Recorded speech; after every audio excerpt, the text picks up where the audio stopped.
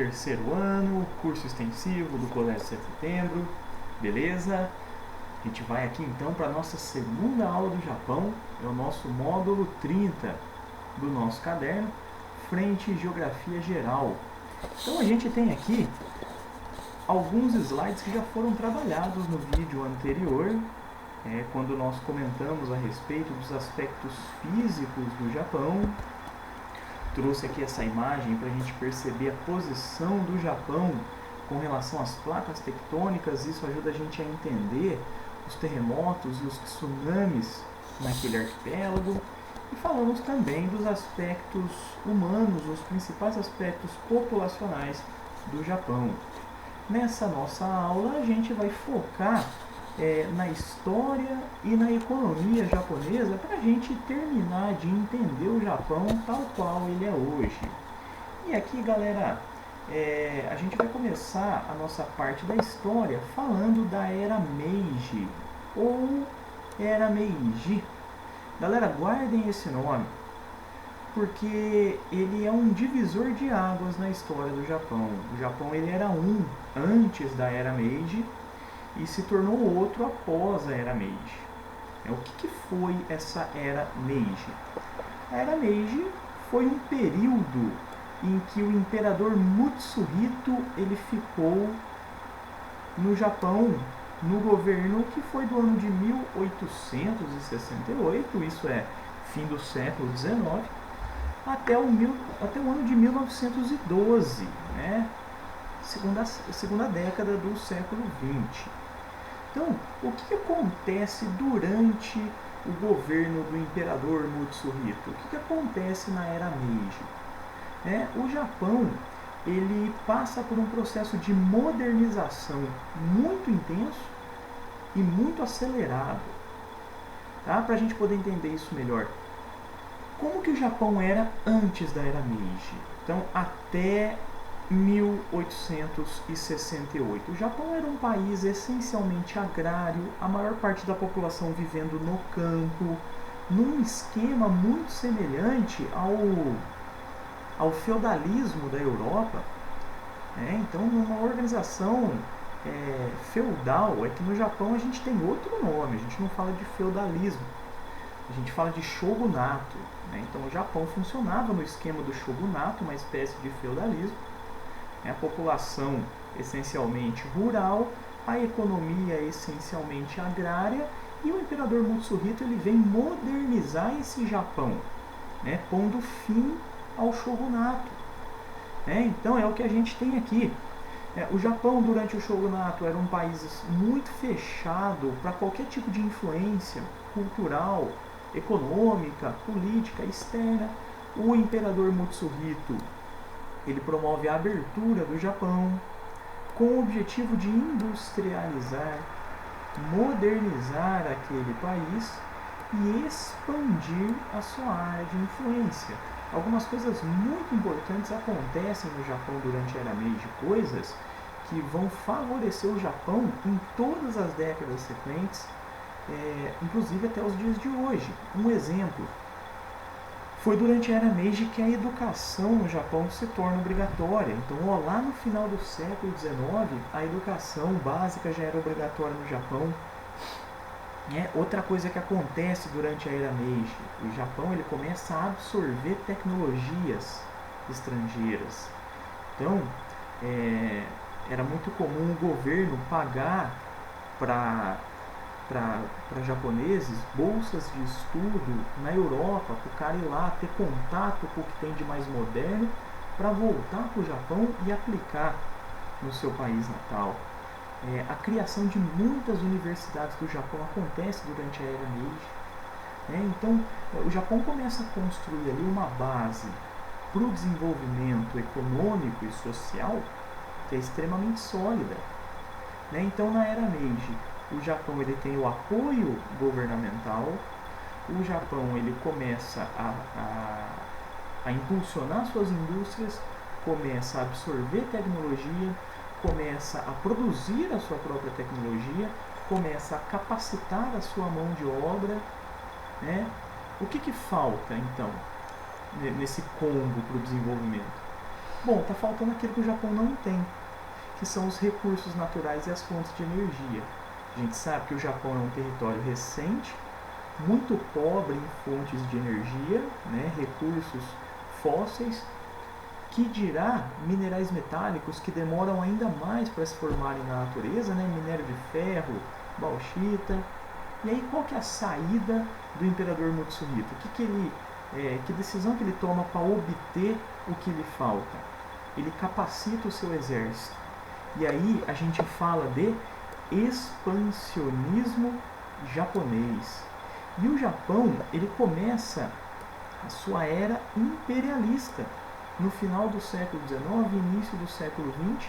E esse mapa mostra pra gente as zonas de domínio e influência do Japão no leste e sudeste asiático.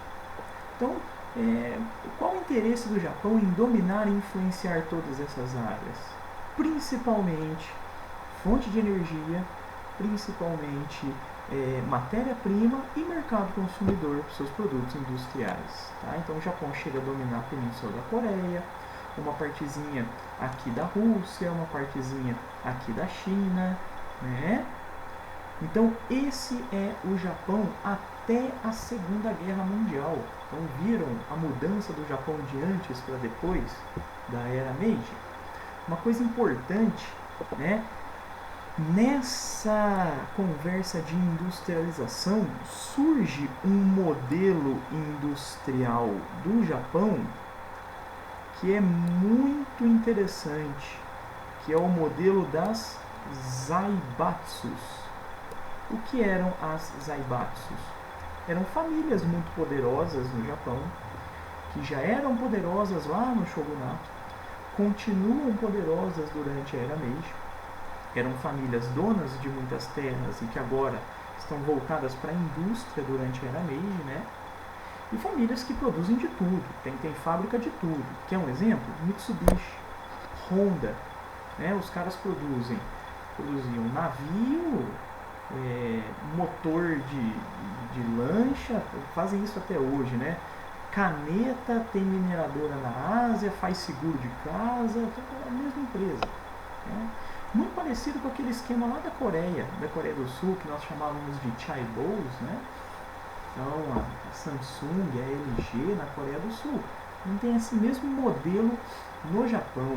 Aqui no Japão a diferença é que as zaibatsus, elas tinham um poder muito grande na política também, não era só na economia. Então eram famílias que formavam um grande conglomerado empresarial, industrial, mas com um grande peso sobre a política. Esse é o Japão até a Segunda Guerra. Bom, vem a Segunda Guerra, todo mundo sabe o que aconteceu, Japão destruído, Japão punido. Então as punições impostas ao Japão com o término da Segunda Guerra Mundial foram o fim dos zaibatsus, não das indústrias em si, mas parar com esse negócio dessas famílias quererem controlar a política. Vamos abrir a política, né? O fim do exército japonês, aquele exército que conquistou geral lá naquele pedaço da Ásia. Então o exército japonês ele deve ficar restrito à defesa interna, proibido de intervir externamente, e foi imposto ao Japão que houvesse uma liberdade religiosa, uma liberdade de credo, né? Então o Japão ele é punido depois da Segunda Guerra Mundial, e destruído ele precisa se reconstruir. Mas aí, galera, olha a importância de algumas coisas que aconteceram na era Meiji. O Japão, para se reconstruir, tem uma população extremamente disciplinada, extremamente educada, qualificada, comprometida com essa reconstrução. O dinheiro vinha dos Estados Unidos, na forma do Plano Colombo. Sabe o Plano Marshall, lá da Europa? Então, teve o Plano Colombo, que é a mesma coisa, mas aqui no Japão. Então, tinha dinheiro. Aquelas zaibatsus, as empresas, não participando mais da política, começam a agir com outro nome. nós falamos das Keiretsus. Então a Honda, Mitsubishi, né, essas famílias continuam toda a sua atividade industrial, mas agora longe da política. O Japão desvaloriza a sua moeda para conseguir exportar suas mercadorias e gerar renda e continua com todos os seus altos investimentos sociais. Tá? Toda essa combinação faz com que o Japão tenha uma recuperação do pós-guerra tida como milagrosa.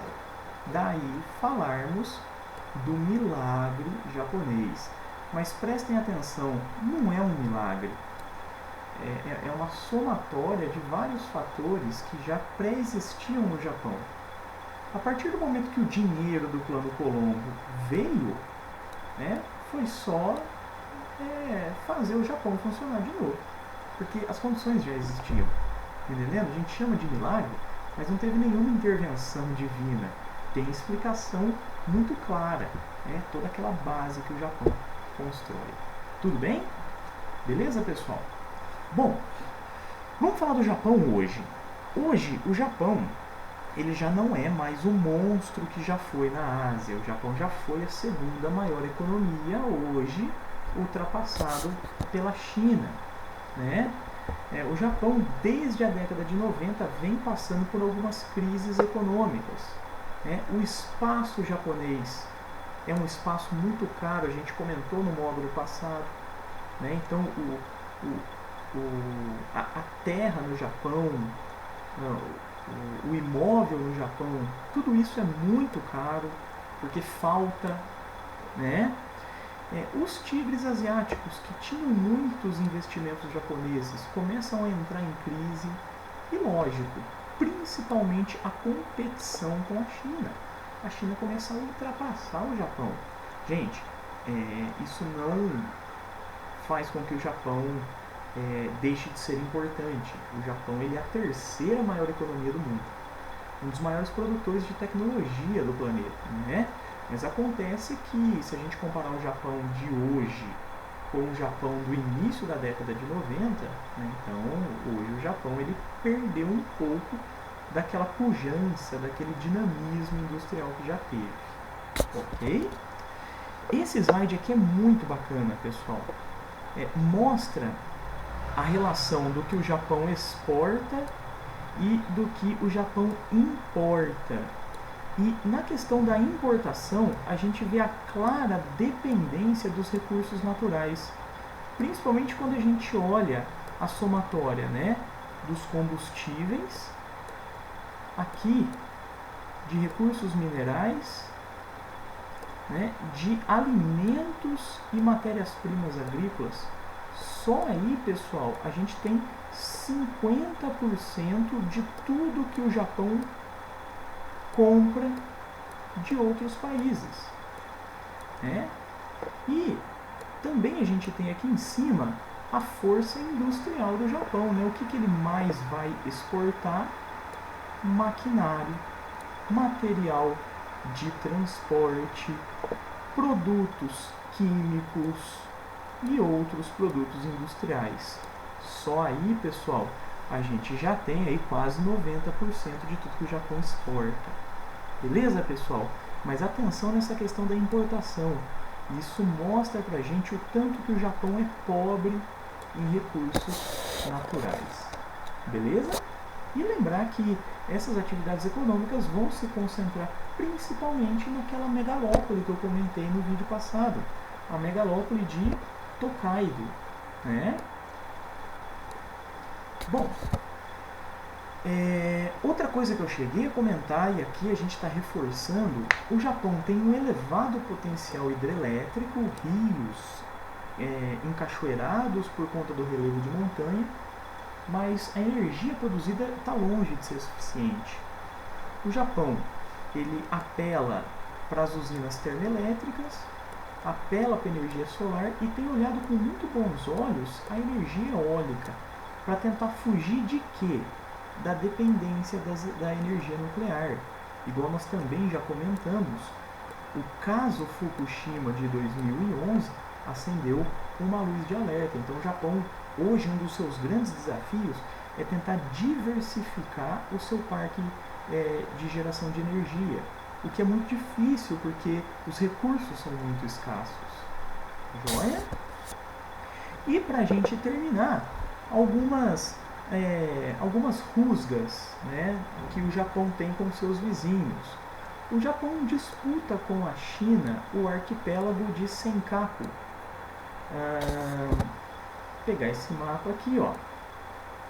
Aqui nós temos o arquipélago de Senkaku, as ilhas Senkaku. Não tem nada lá, não tem ninguém morando, não tem nenhum tipo de recurso. Mas por que o Japão quer a posse dessas ilhas? Para aumentar a sua área marítima, ter um controle sobre uma rota de navegação, poder explorar o fundo do mar nessa região, né? Hoje essas ilhas até pertencem ao Japão, mas são reivindicadas pela China. Então as ilhas Senkaku pertencem ao Japão, mas a China reivindica a posse dessas ilhas. E tem uma relação bastante controversa com a Rússia, uma vez que compra muitos combustíveis russos, então a importação de combustível da Rússia é muito grande, ao passo que tem uma desavença com relação às Ilhas Kurilas. Vou mostrar aqui de novo. Esse arquipélago aqui, pessoal, pertence à Rússia e o Japão reivindica, com o mesmo objetivo, expandir a sua cobertura marítima, controlar rotas marítimas, explorar o fundo do mar em mais locais, tá bem? Então, o Japão detém o controle dessas ilhas, mas não detém o das Ilhas Kurilas. Joia?